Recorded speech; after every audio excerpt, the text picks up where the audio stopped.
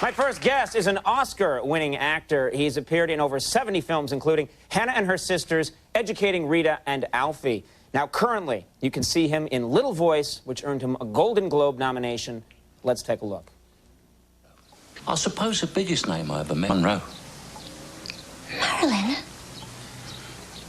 Met. You remember him? He's singing bus conductor, no? You like Marilyn, yeah? Yeah. Can you do her as well? Good. I'll bet you can. Oh, there you go. I have this thing about saxophone players. I don't know what it is. My spine turns to custard. I get goosebumpy all over. That's amazing. I don't believe that. Please welcome Michael.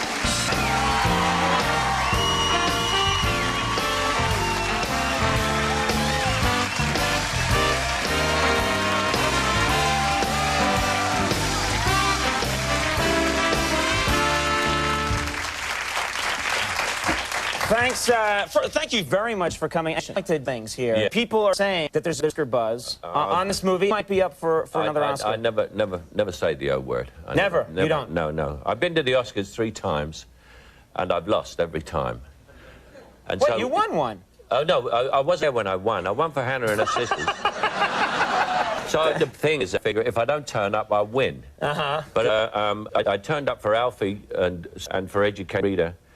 And I practiced that. You've got to practice that thing of the gallant loser, you know? You've seen the gallant... You know, I know the gallant loser. They say the gallant loser is like this. And you're going, that son of a bitch. If I do get nominated, which is highly unlikely, I'll be sitting there going, yeah. Well, you've had an amazing career. You've worked with a lot of great leading women, had a lot of great love scenes. Yeah. Are there any love scenes that stand out in your mind of all the ones you've done over the years? The funniest one was Shelley Winters in Alfie. And Shelley was what the French call a certain age. You know, she's a little bit middle-aged at this time. It wasn't a glamour thing. And on the floor making love to her, and she had on a corset. Acting like you were making love. Acting like I was making love. Yeah. I was going to say, this story's a lot better than I thought it would be. No. And I was acting making love to her, and suddenly I felt something going up my nose like this.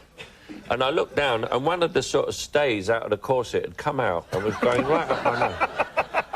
I understand that's very erotic.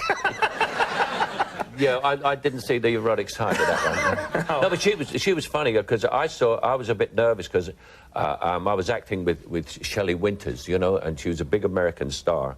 And I'd never even been to America, and it was Shelley Winters, and I remembered her from Double Life with Ronald Colman and all that. And I saw her, and she had a big glass of water, and she put it behind on the scenery, you know, just on the ledges at the back of the scenery. There's all wooden ledges. She put it on there.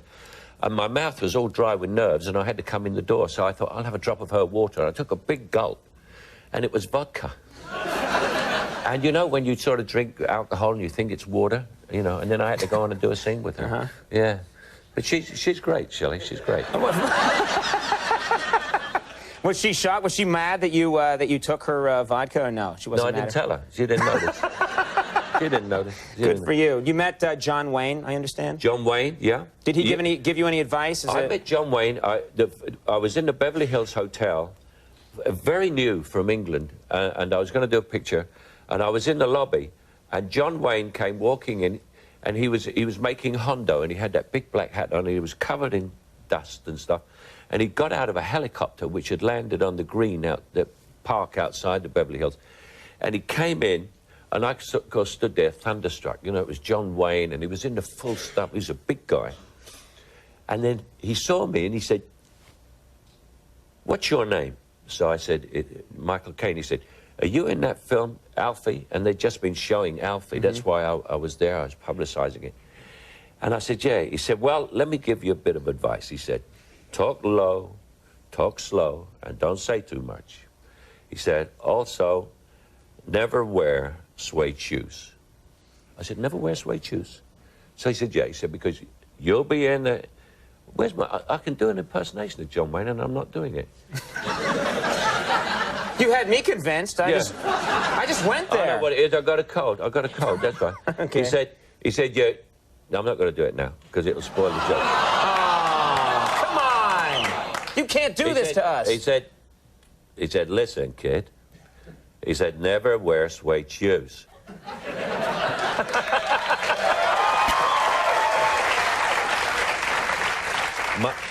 You want to hear my shortest impression? Gregory Peck sneezing. Achoo. Doesn't it sound like Gregory Peck sneezing?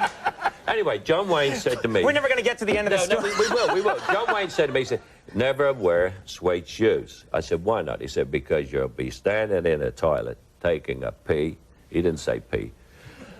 Taking a pee, he said, and a guy will be standing next to you, and he'll turn and he'll go, John Wayne, and piss all over your shoes.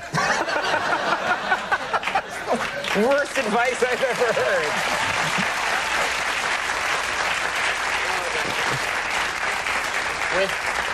With the cold, the John Wayne sounds like George Bush. Does it really? I think that's the secret. I figured with the cold, I could do Lee Marvin. What's that song? Remember, I was born under... I'll tell you what I can do.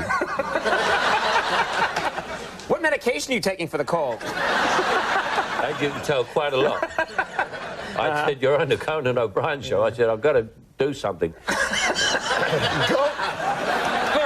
Now I'm ready. And I said, I'm out there. I'm ready. I'm going. Yeah, I'll tell you another one. Marlon Brando in Guys and Dolls. My voice may be a bit deep for this with this cold.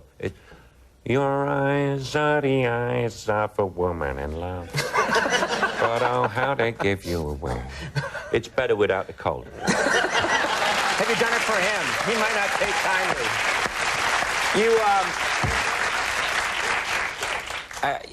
It's no secret. It's a big part of, I guess, your life story that you had humble origins, you know? Very humble origins.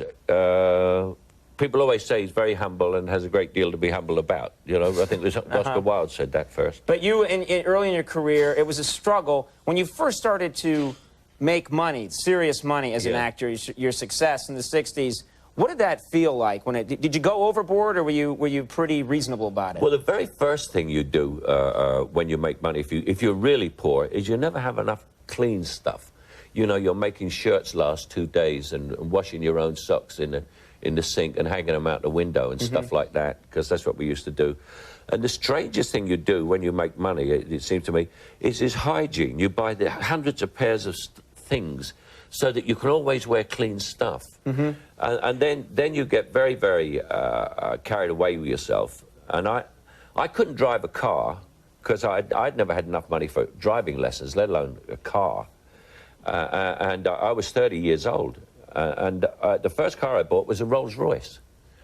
It was. You never had a car and you went right to Rolls Royce? I went out and no Subaru first and then... Yeah. No, I didn't do any of that stuff. I bought a Rolls Royce the first time, and I couldn't drive it. And I remember going out on a Saturday morning, and I had a list. It said boot polish, toothpaste, Rolls Royce, and it was on the... and I went out with my best mate, and he looked like a bum as well, and I looked like a bum, and we went to the Rolls Royce showroom. And I said to the guy, how much is that Rolls Royce? He said, how many do you want? And I thought, oh, yeah. So I went to another showroom, bought a Rolls Royce, got a chauffeur, and drove past his shop and went like that. By the way, this is a bit for this.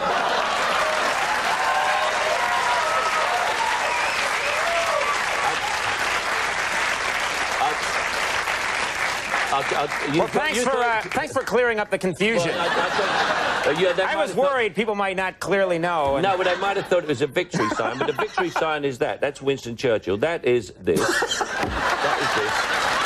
And the reason... Have I got time to tell them the reason why that is? You have time to make that finger one more time. Yeah, the reason this is that is because in the time of Henry V, like the secret weapon, like the atomic bomb of the age, was the longbow, these longbowmen with the archers. And when the French used to catch the British longbowmen, they cut off these two fingers, and so they could never use the bow again. And at the beginning of the Battle of Agincourt, when the French came, all the British longbowmen stood up and went like that to show that they had 2 fingers. And ever since then, that has been that. Stop doing that! That's fascinating. I just wanted to get a little...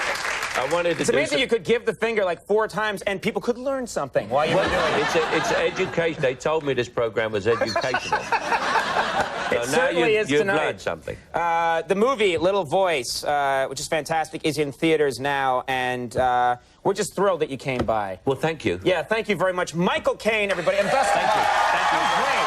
Now, yeah, promise